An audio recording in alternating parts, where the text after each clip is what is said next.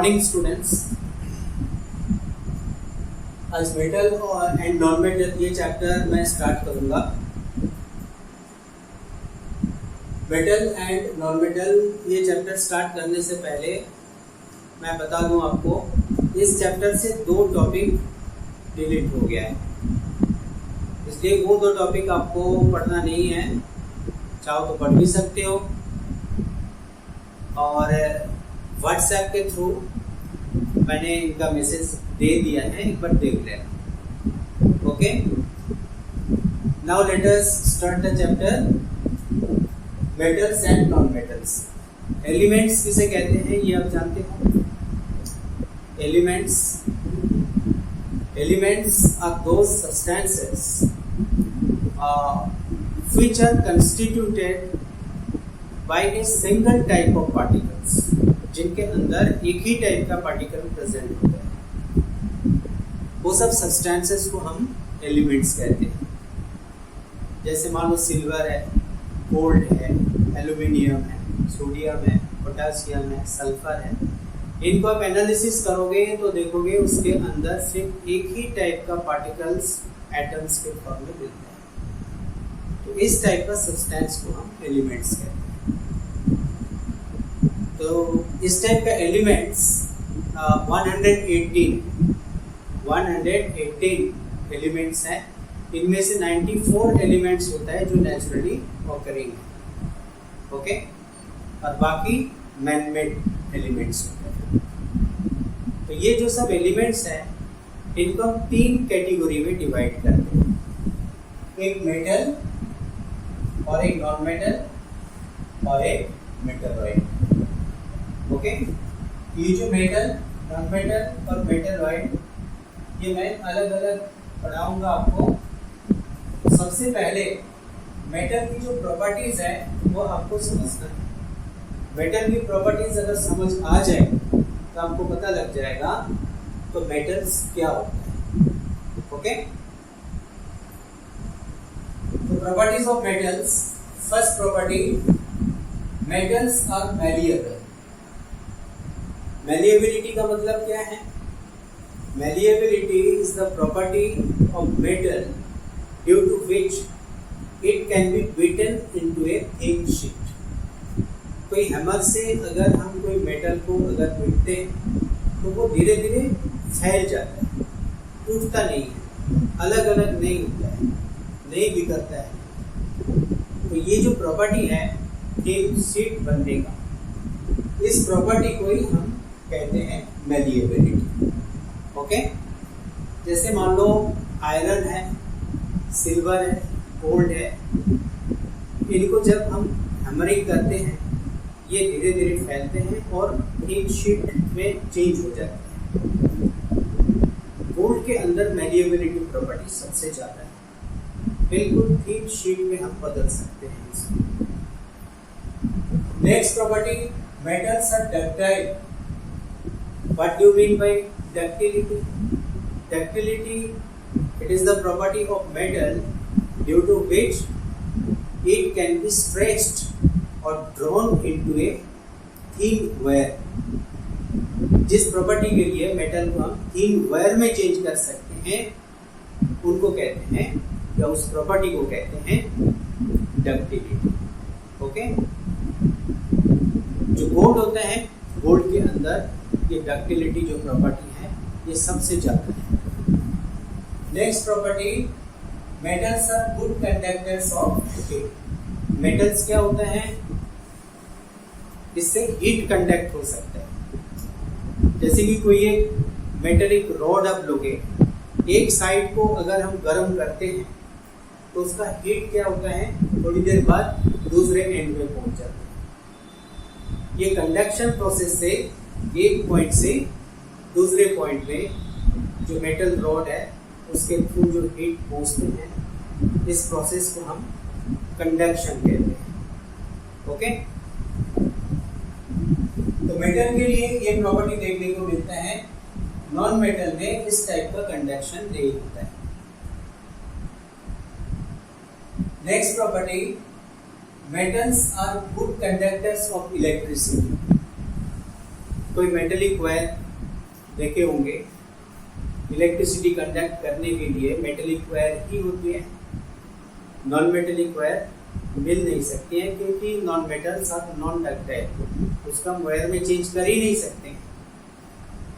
अब ये जो मेटल्स है ये इलेक्ट्रिसिटी कंडक्ट क्यों कर सकते हैं? क्योंकि इसमें फ्री इलेक्ट्रॉन होता है। आप जानते हो इलेक्ट्रिसिटी कंडक्ट करने के लिए फ्री इलेक्ट्रॉन का बहुत ज़्यादा जरूरत होता है। मेटल्स के अंदर फ्री इलेक्ट्रॉन होने के लिए ये इलेक्ट्रिसिटी कंडक्ट कर सकते हैं। कुछ एक्सेप्शनल केसेस हैं, जैसे ग्रेफाइट है जो कार्बन का एलोट्रोप है, तो नॉन मेटल होते हुए भी ग्रेफाइट इलेक्ट्रिसिटी कंडक्ट कर सकते हैं। तो जो प्रॉपर्टीज हैं कोई केस में थोड़ी बहुत एक्सेप्शनल केसेस है, वो आपको याद रखना है। Okay, next, metals are lustrous. Lustrous means they have shiny appearance.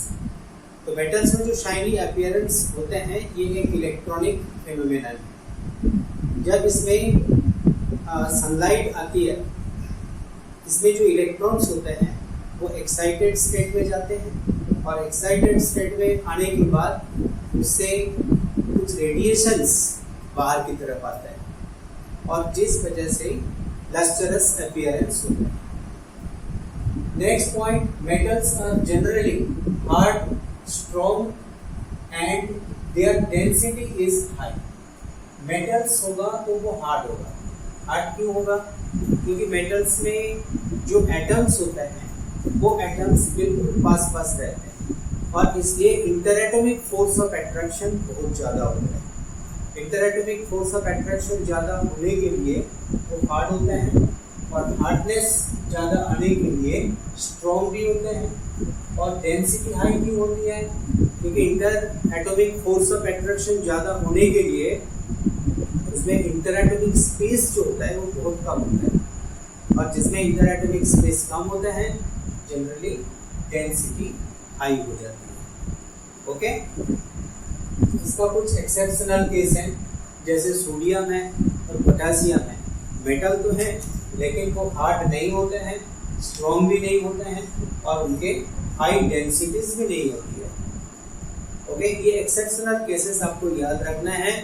इस पॉइंट से क्वेश्चन पूछा जाता है। जैसे ये क्वेश्चन बार देते हैं, name two metals which are soft and their density is low।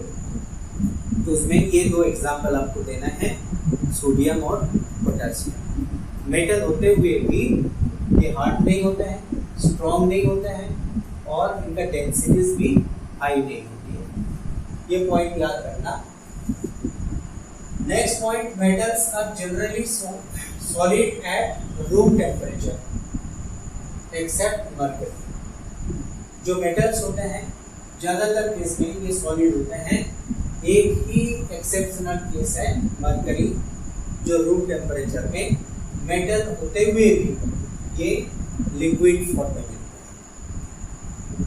Next point, metals have high melting point and boiling point.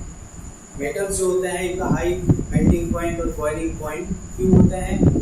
इसका भी आंसर वही high inter atomic force of attraction से आएगा। मेटल्स में बहुत ज़्यादा inter atomic force of attraction होते हैं और इस हायर इंटर एटॉमिक फोर्स को ओवरकम करने के लिए बहुत ज़्यादा हीट एनर्जी देना पड़ता है, तब ये मेल्ट होता है। ओके, और बॉइलिंग पॉइंट और भी हाई होता है क्योंकि मेटल्स जो होते हैं उसका नेचर जो होता है थोड़ा हैवी होता है, इसलिए उनको बॉइल करके इवापोरेट करने में ज़्यादा टेम्परेचर का जरूरत होता है। Okay,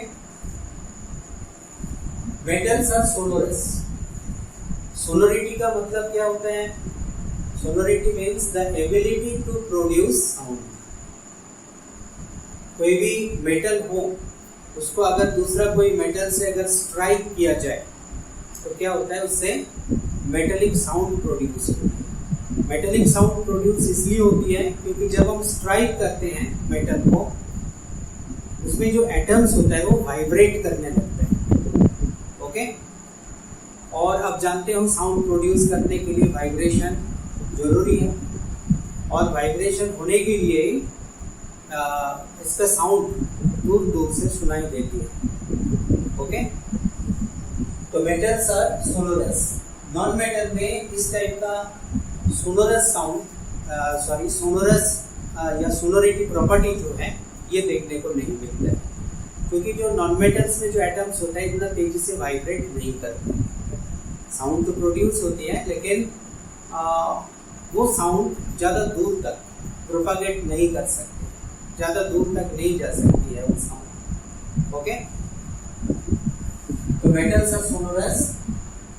next point, metals usually have a silver और grey colour except copper and gold. Copper और गोल्ड, कॉपर का कलर ब्राउन होता है, गोल्ड का कलर येलोइश होता है। इन दोनों मेटल को छोड़ के बाकी जितना मेटल्स होते हैं उनके अंदर आइदर ग्रे कलर मिलते हैं नहीं तो सिल्वरी कलर मिलता है। ओके, नॉन मेटल्स जो होते हैं, नॉन मेटल्स की प्रॉपर्टी मेटल्स की जो प्रॉपर्टी है इनका जस्ट ऑपोजिट होता है। तो ये आप खुद भी पढ़ सकते हो। तो पढ़ने के बाद जो एलिमेंट्स हैं उनमें मेटल कौन है, नॉन मेटल कौन है, उनके बारे में एक रफ आइडिया लग सकते हैं। जैसे मेटल्स हैं जो हार्ड होता है, इलेक्ट्रिसिटी कंडक्ट करते हैं, सोनोरस होते हैं। तो इस टाइप का जो एलिमेंट है जैसे आयरन हो सकता है, कॉपर हो सकते हैं, सिल्वर हो सकते हैं, गोल्ड हो सकते हैं। ओके, और नॉन मेटेलिक प्रॉपर्टी का जस्ट ऑपोजिट होता है। नॉन मेटल्स ज़्यादातर केस में एक तो गैसियस फॉर्म में मिल सकते हैं, सॉलिड फॉर्म में भी मिल सकते हैं।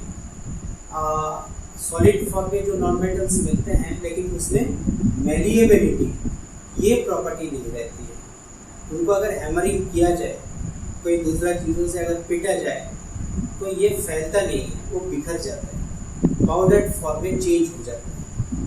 ओके, जैसे सल्फर है, कार्बन है, सॉलिड तो है लेकिन मेलिएबिलिटी प्रॉपर्टी नहीं है उसमें, तो इसलिए हम उन सबको नॉन मेटल बोल सकते हैं। और मेटलॉइड क्या होते हैं? मेटलॉइड के अंदर मेटल और नॉन मेटल दोनों का ही प्रॉपर्टी मिक्स्ड फॉर्म में रहते हैं। कभी ये मेटेलिक बिहेवियर शो करते हैं, कभी नॉन मेटेलिक बिहेवियर शो करते हैं। जैसे सिलिकॉन है,